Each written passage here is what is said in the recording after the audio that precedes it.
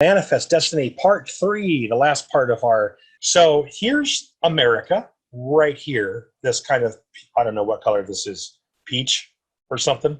Anyway, here's the United States. Okay, right here. And what is not the United States is all of this, which will, it's already known to be territories that the United States will one day move into. That's not an issue. And then there's this territory. This territory Americans are very interested in, but it also belongs to another country, an actual foreign power, not just Native American tribes or something. This actually belongs to a foreign power that owns a rather large country. And that rather large country, known as Mexico, is a country that's allied with a number of European nations and whatnot as well. So the United States can't just send settlers and armies in to take over. They can't quite do that sort of conquest. So while U.S. Citizens are moving this way, other U.S. citizens want this land too. They want this to be part of America's manifest destiny. They just don't know how they're going to do it yet. Okay? And that answer is going to be provided by the first major event that we're going to talk about, which has to do with this place known as Texas. Okay?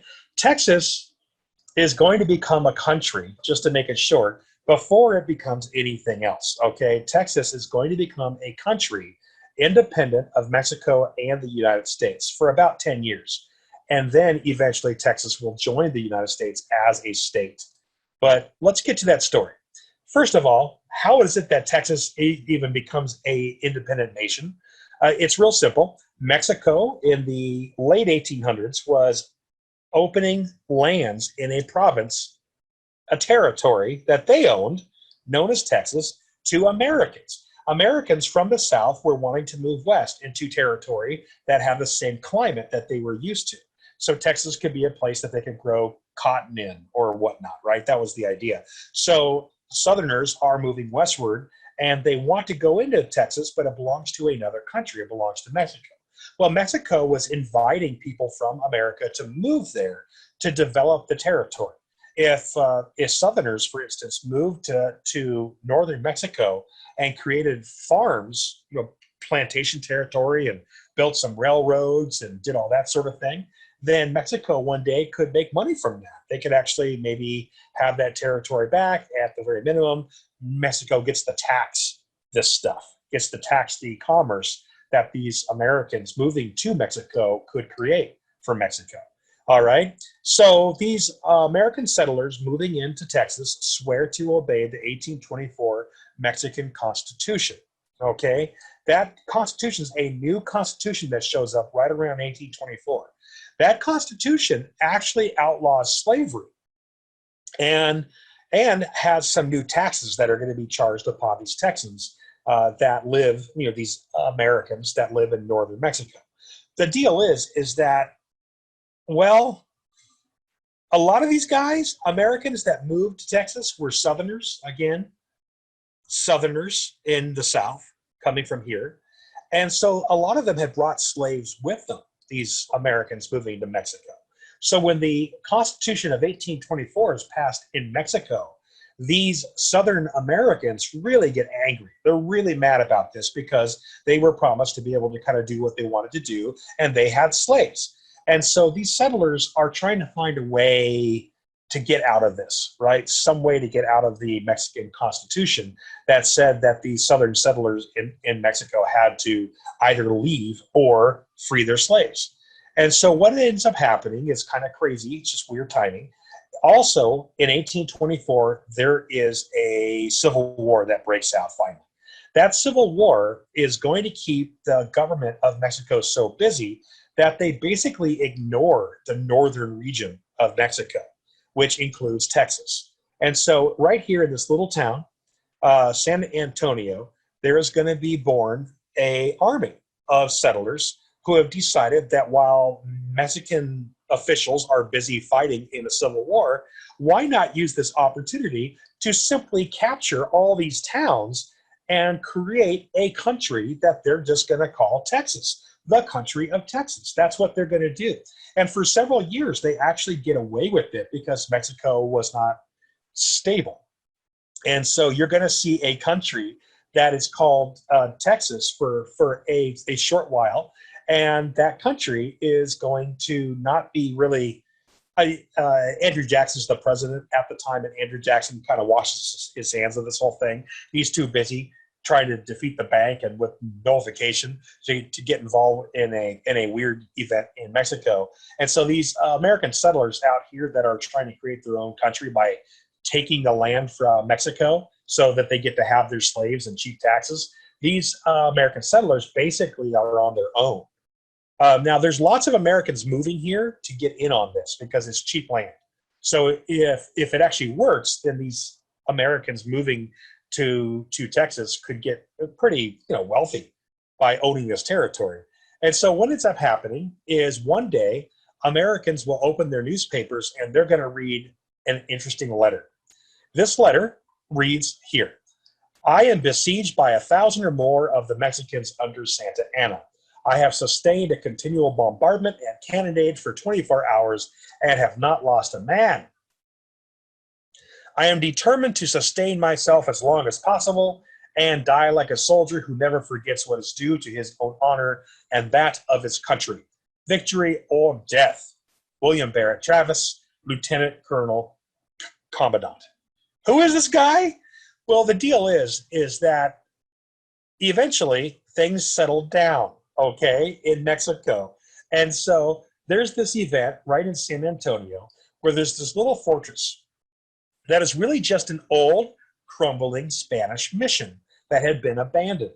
And so there's about 200 members of the Army of the Republic of Texas that are holed up in here waiting for their commander to get over the flu.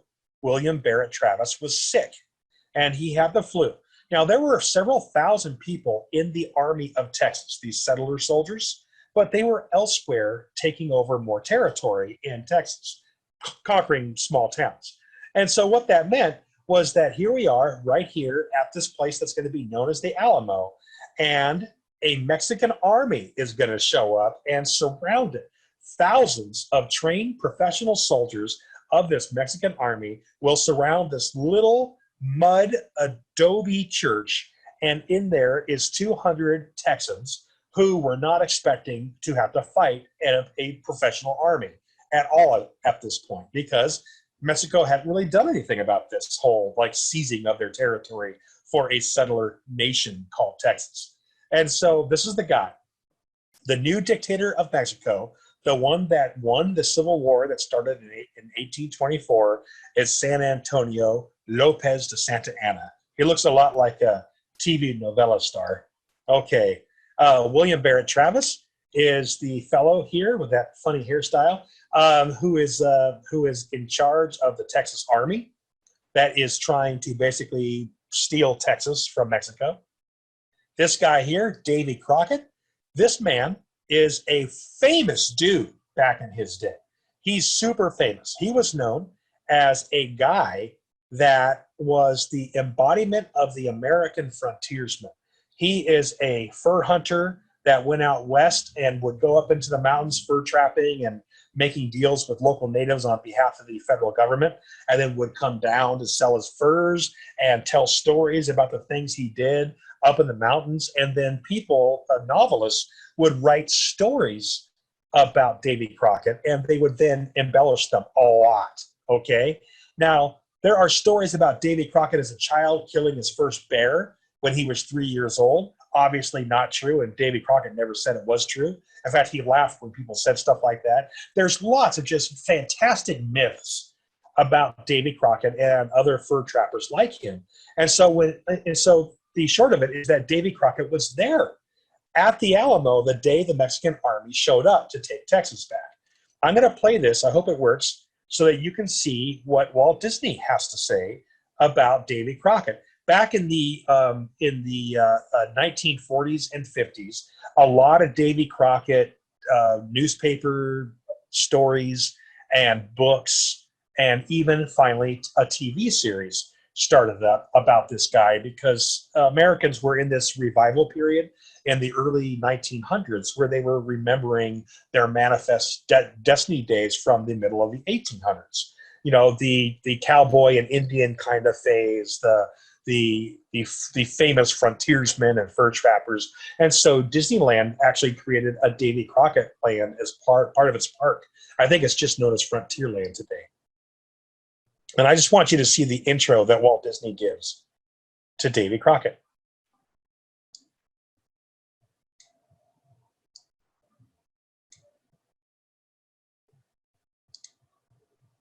If it works right. Here we go.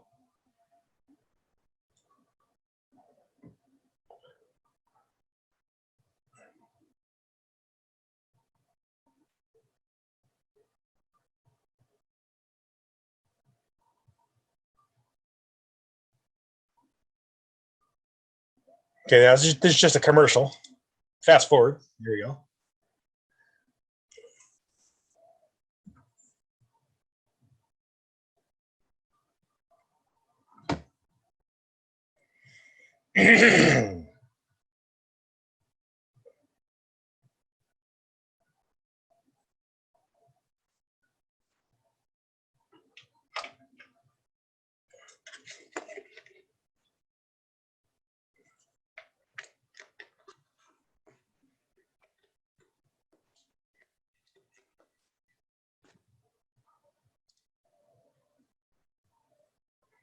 Now, folks, this song, that is a very typical Disney-fied song about this journal of Davy Crockett, this song that introduces this TV show that little kids would watch through the 1970s. I watched it as reruns when I was growing up, so this song I know by heart.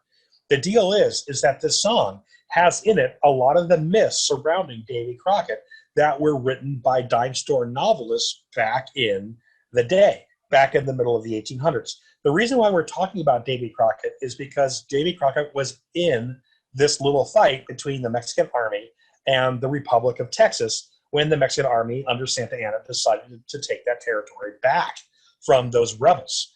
What this means is that there was a super famous dude who was there when it happened, and Americans will care because of this. So let's just the love and pride that comes out of the story of Davy Crockett when it comes to the American identity. Here we go.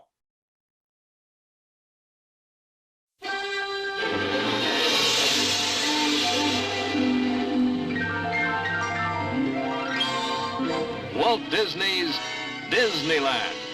When you wish upon a star, makes no difference who you are.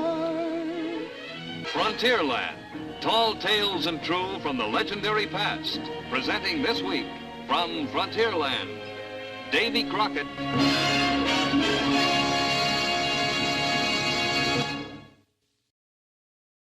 And now, Walt Disney. It's characteristic of American folklore that most of our favorite legends and fables are based on the lives of real men, like Davy Crockett of Tennessee. Born on a mountaintop in Tennessee, green estate in the land of the free, raised in the woods so's he knew every tree, killed him a bar when he was only 3. Davy Crockett, king of the wild frontier. Fought single-handed through the Injun War, till the creeks was whipped and peace was in store. And while he was handling this risky chore, made himself a legend forevermore. Davy Crockett, the man who don't know fear.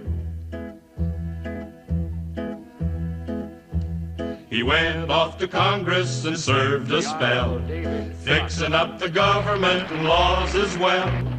Took over Washington, so I heard tell, and patched up the crack in the Liberty Bell. Davy Crockett, seeing his duty clear. He heard of Houston and Austin and so to the Texas plains he had to go, where land was free and there was room to grow, and freedom was fighting another foe. Davy Crockett, king of the wild frontier.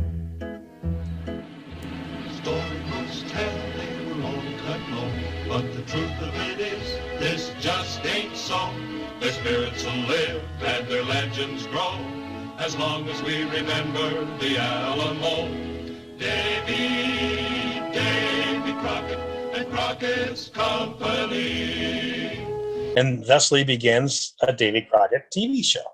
Now, the deal is, folks, is that Davy Crockett, as a person, he did join Congress, and he became a congressman because he was very popular in Tennessee. He did serve for about 2 years, and then he resigned because he was actually against Andrew Jackson's Indian Removal Act. Davy Crockett was a bit of an Indian rights kind of fellow, which was interesting for this period of time. Davy Crockett was super, super famous. Everybody knew who he was. If you lived in New York City and you wanted to hear an adventure story, you would either read about the Three Musketeers in France or you'd read about Davy Crockett, okay? That was just the way it was. And people were all about reading stories about frontiers people like Davy Crockett. So Davy Crockett was there at the Alamo ever, but the United States didn't really pay much attention until this moment. And so what happens is you get this letter showing up in American newspapers, and following this letter, because this guy dies when the Mexican army wins this battle. This guy dies, as does the other 199 people in that little mission at this thing called the Battle of the Alamo.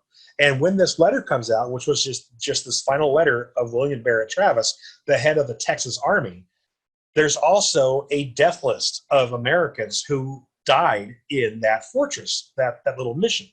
And one of the people that died in there was, of course, the infamous Davy Crockett that everybody knew. So the deal is that there were some real famous people in this Texas War of Independence, and Texas will never let us forget this, all right? But why is it important to say? Well, it's because, of course, there is this idea that Americans really didn't know what was going on with the whole Texas issue, weren't really supporting it that much. It was just a bunch of weird adventurers trying to carve out land from Mexico. And then they get newspaper stories about the death of guys like James Bowie and Davy Crockett, a beloved folk hero in their era. It's kind of like hearing about a famous basketball star or somebody, someone you know well, a beloved television or movie actor going to, I don't know, Cuba and then getting shot by soldiers there or something. It's just something that suddenly makes people go, wait a minute, what's going on, right? How dare they do this? And so when the Alamo, when this little battle happens, it takes about 2 days, when this battle finishes and all the former Americans who are now calling themselves Texans were killed in this Alamo, Santa Anna's Mexican army continues on to take back his territory. As he's doing this, thousands of Americans who were frontiers people come down and join the Army of Texas to pay back Santa Anna for killing guys like Davy Crockett. Okay? The Alamo is the first war between any Americans and Mexico. And this is not an American war, it's a Texas war, because the United States wasn't really involved. It was just U.S. citizens that were trying to carve out a country for themselves. Such a lot more people come in and join frontiers people, and they fight until Santa Anna's army is caught off guard, and we have kind of like a Battle of Saratoga moment where Santa Anna's army is defeated at the Battle of San Jacinto. And that's in 1836, and that's the date that Mexico gave Texas over to those people who are now calling themselves Texans, okay? So that's the story of how Texas becomes Texas. Okay, so between 1836 and 1845, Texas establishes itself as a country, diplomatic ties, the whole thing. The country of Texas, therefore, is now an ally of the United States by the time we get to 1845. Now let's move forward, because the story gets more interesting as we go, I promise. Well, right here is the rest of the Mexican territory that the United States would love to have, because part of Manifest Destiny was the idea that America would own territory from the East Coast over here all the way to the West Coast, sea to shining sea. And the way to do that was to find a way to get this territory that was part of northern Mexico from Mexico. And there's only two ways to do it. One way is to buy it from Mexico, and the other way is to conquer it from Mexico. The United States tries both. So here we are. In 1845, President James K. Polk is going to actually offer millions of dollars, $25 million, very tiny amount of money for this much real estate. And he's going to offer $25 million to buy this. Now, Texas is over here. It's not part of this deal, okay? Well, what happens is that Mexico says no, and now James K. Polk needs an excuse to fight a war of conquest against Mexico to get this territory. He can't just send the U.S. Army in and the U.S. Navy and all that stuff. He can't just do that because Mexico is a foreign nation and has alliances with other countries and all this stuff, right? So he has to have an excuse. Texas is going to give him the excuse for what is going to be known as the Mexican-American War of 1845. What ends up happening is that in 1845, that guy, General Santa Anna, is going to publish a new map. And basically, this crosshatch territory here, the Mexicans are saying does not belong to Texas. It still belongs to Mexico, and that Texas is only this yellow thing. So Texas, of course, is getting nervous about this, and they start to raise a citizen army, and they start to put up little kind of, posts along the Rio Grande border, and they're waiting. The Mexican army under Santa Anna shows up along the southern edge of the Rio Grande, and some of that army starts to cross over to build little forts, which is how you claim territory, is you build little forts. Well, finally, the United States has an idea under James K. Polk. James K. Polk is going to go to the Texas Embassy in Washington, D.C. I know I said that, the Texas Embassy, it was a thing. And James K. Polk is going to talk to the Texas ambassador. And James K. Polk is going to say, Texas, do you guys need help down there? It sounds like you're about to go up against the Mexican army again. Are you ready to do that? Do you need help? Do you need an ally? What do you need? And Texas, of course, says, we would love American help to secure our border from Mexico. That would be fantastic. And so James K. Polk sends 1,500 soldiers, just a small force, down to the border of the Rio Grande. And this army of American troops waits there until some Mexican soldiers do cross, and then there's some fighting, a very small fight, just enough that some American troops get hit. When that happens, James K. Polk is able to declare war, and already prepared military forces instantly invade Mexico. So that's basically how the Americans get into the Mexican-American War, which is by using a border dispute between Texas and the Mexicans to send the U.S. Army in as peacekeepers, and the U.S. Army, getting itself into a position of being fired upon, is able then to declare war. So that's how that works, right? And okay, this is the attack on Mexico City by U.S. forces, all dressed in the same kind of uniforms that they'll be wearing when the Civil War starts 15 years later. Here's your headline, of course, Mexico defeated.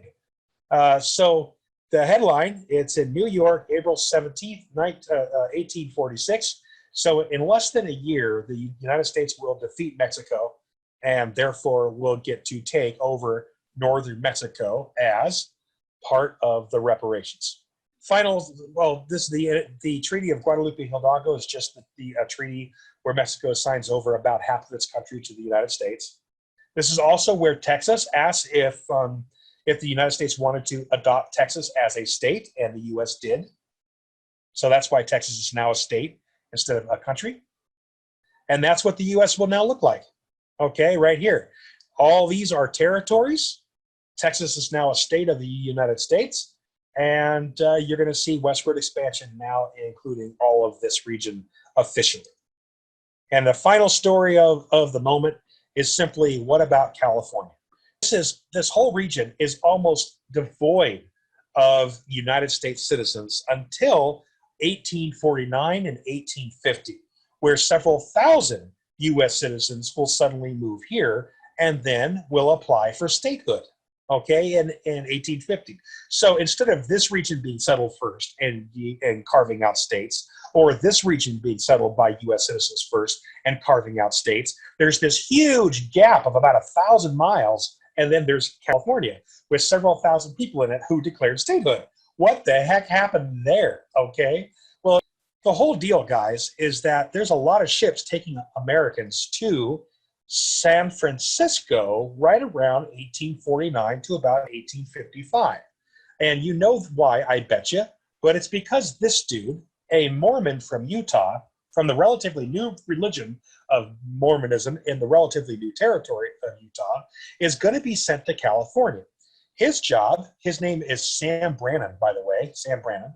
His job is to buy land in the Mexican territory of California for Mormons to move to, into a kind of commune. When he gets there, what ends up happening is that the Mexican-American War happens, and California is now part of the United States.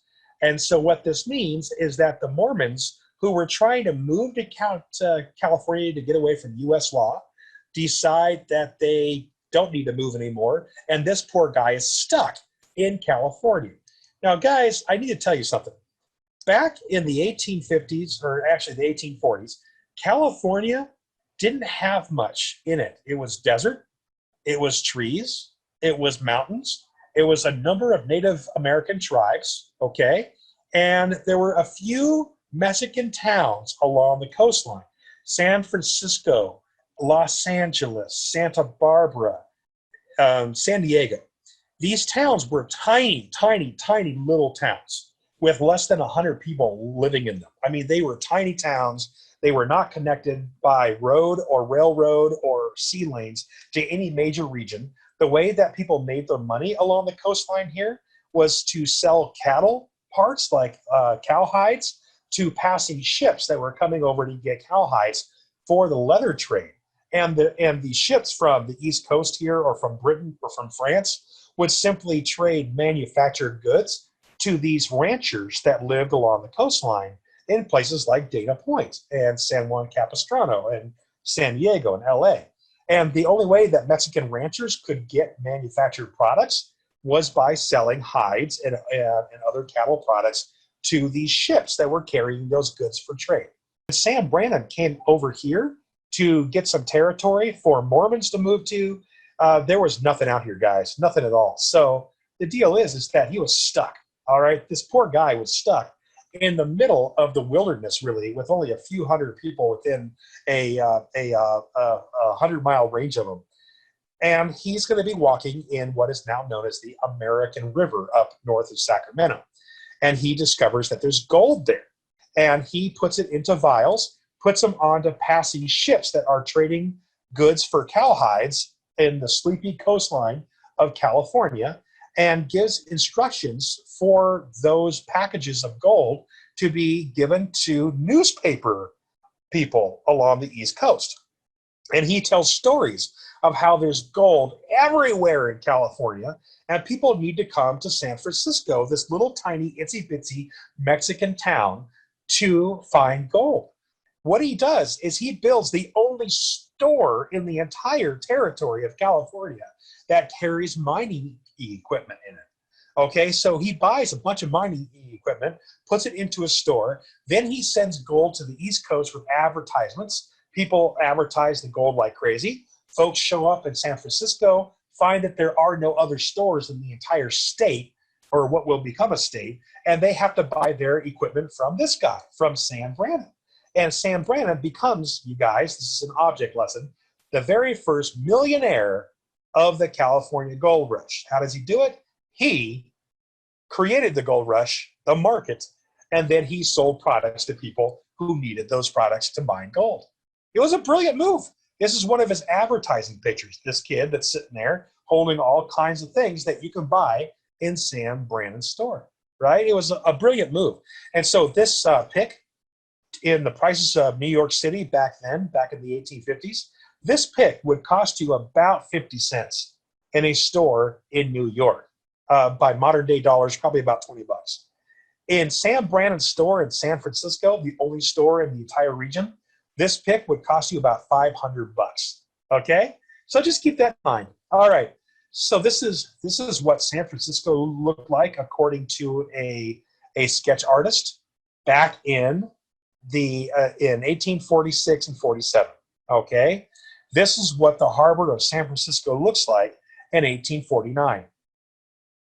Thousands of ships just sitting there, rotting in the harbor because the passengers and the crews abandoned the ships and went to go find gold. Obviously, the first city of San Francisco is going to be built from these ships that will be claimed, towed ashore, and turned into hotels and whatnot, right? So the first city of San Francisco builds really quickly because the lumber needed to build it is very commonly available, right? And then the services will start out that will serve as gold miners. The first major disaster in San Francisco history, therefore, is obvious, right? An entire town built out of old, tarred over sailing ships is going to be, of course, fire, right? In any case, the reason why we talk about the gold rush is because thousands of people are going to go to California to mine gold. Thousands of people will be stuck in California because out of the thousands of people that show up, only about 4 or 5% of them actually get rich off of gold. Everybody else makes just enough money from gold to go into town to buy supplies. They spend all their money buying the supplies, and then they go back up to the mountains to mine gold again and come back down and buy the supplies. Remember, this is an inflated price market. So if you move to San Francisco to provide barber services, like to cut the hair of miners, for instance, miners will show up and they'll be expecting to pay $1 to get a haircut, but everybody's got gold in their pockets from the gold mines. So of course, if you're a barber, you charge a couple $100 for a haircut and several hundred more dollars for a bath, right? So it's just that, some supply and demand doing what it is. So people get stuck here in San Francisco. Other people notice that, meaning stuck, that they don't have enough money to go home. Others notice how freaking nice the weather is out in California, and they just decide to stay here. And so the end result is that by 1850, California has enough people in it that it can actually apply for statehood. And when California applies for statehood, it will be the very first Western state that has so many voters in it that it's going to upset the balance between the pro and anti-slavery units in Congress. And that's going to be another lecture for some other time. This is one of the other millionaires of the California gold rush, Levi Strauss. Why? Because these people destroyed their clothes and they were wearing cotton trousers, right? Well, denim is invented by Levi Strauss and sold to these guys. And what happens is that, of course, denim jeans are going to become very popular because they are very sturdy, very strong, very thick kind of jeans that you buy at feed stores and stuff for cowboys and whatnot, right?